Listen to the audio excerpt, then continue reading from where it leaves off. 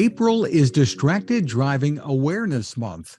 Seems like it may need more than a month, with distracted drivers causing 3,500 deaths and nearly 400,000 injuries a year. Joining us from GM is Dan Glaser, driver distraction investigator. Hi, Dan. Hi, Fred. Thanks for having me. Happy to be here.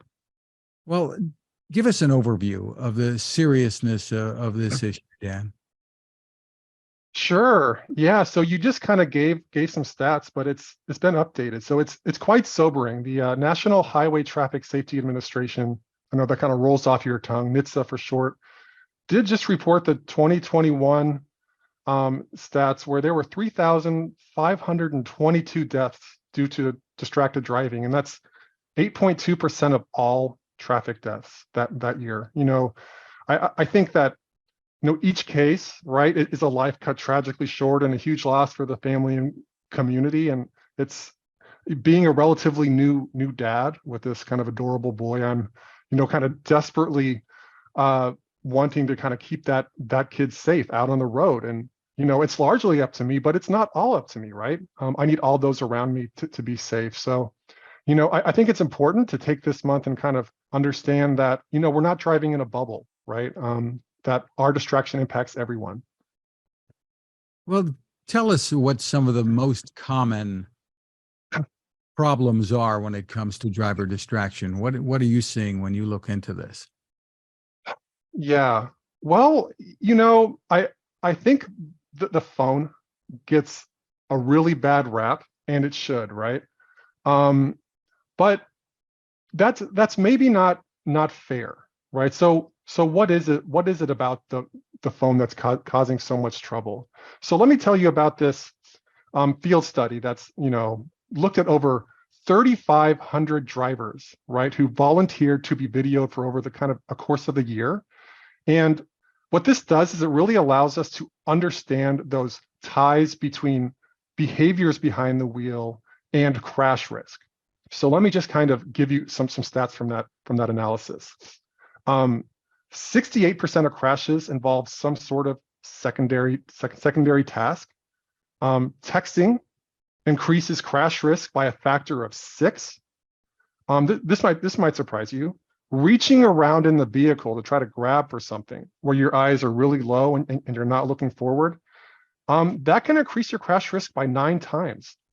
Another one you might not think of, rubbernecking. This is when you kind of turn your head and stick your nose into a crash that's none of your business. That can increase the crash risk by 7 times.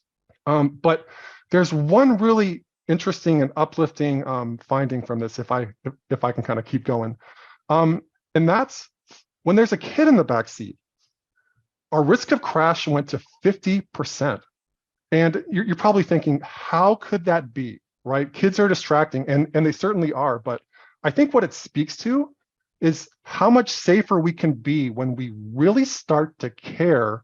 And it's hard to imagine, caring more than when your kid is in the back seat. And it's proof that, we have it in us to kind of drive safer and reduce that terrible crash number we just talked about.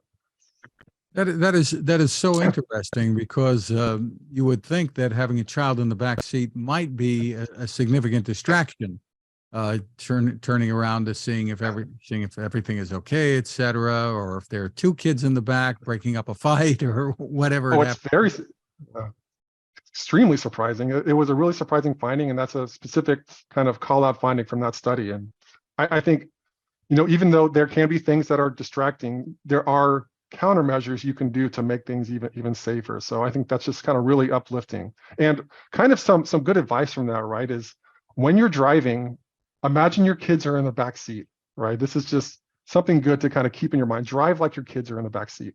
And I think that can kind of really improve how you drive and kind of stay safe. What are some other words of wisdom other than put the phone down? Sure, right.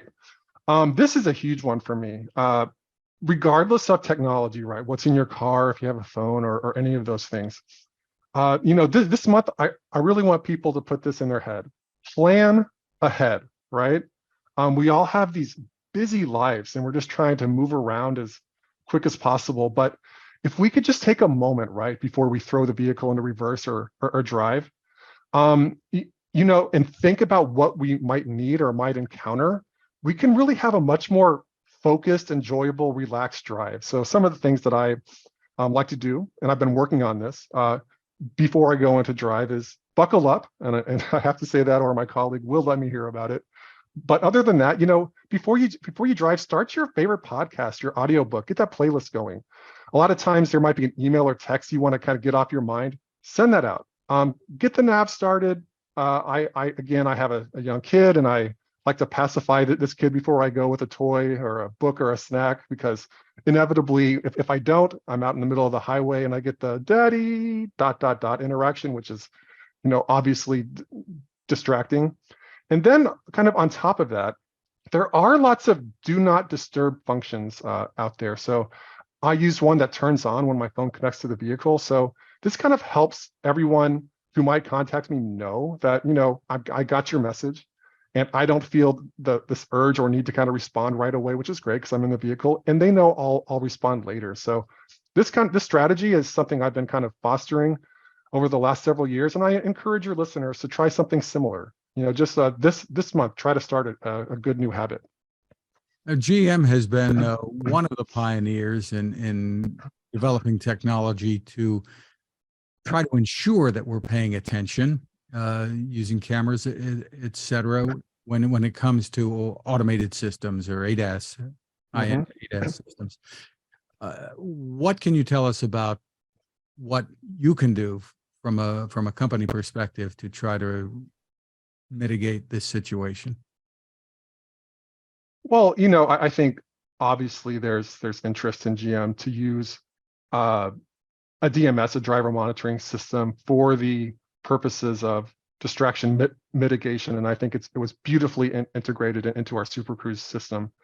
I would say at this time, there's just there are things always kind of in the works, but maybe there's kind of a limit to what I can say now. But what I would encourage is, just kind of keep interest in this topic. I think industry wide, there are regulations and so forth coming out in Europe, and different safety ratings are calling out the use of driver monitoring. So, stay kind of interested in this topic, and I think you'll find that the industry is going to change a lot over the course of the next several years. Right, and even beyond the monitoring, the safety systems in vehicles perhaps can and will be more proactive in preventing crashes, I suppose. Right. There's going to be a huge opportunity to kind of, I think, understand what the driver's doing and, craft responses, and this is because we're going to have more and more sensors that are coming out and potentially available. And so, the ability to eventually, kind of craft experiences and kind of really tailor the experience to the driver is going to be a big part of the safety improvement over the course of the next several years. And this is industry wide. This is talked about all over. And in the meantime, drive like your children are in the back seat, even if they're not. Is there a place people can go to Exactly. for more info or advice? I always tell people to go to gm.com, right? And if there's perhaps something more specific, we can work on getting those resources to you. Yeah, for sure. But gm.com is a good place to start. Terrific. Yeah. Dan Glaser, thank you so much for spending time with us. Thank you so much. This has been fun.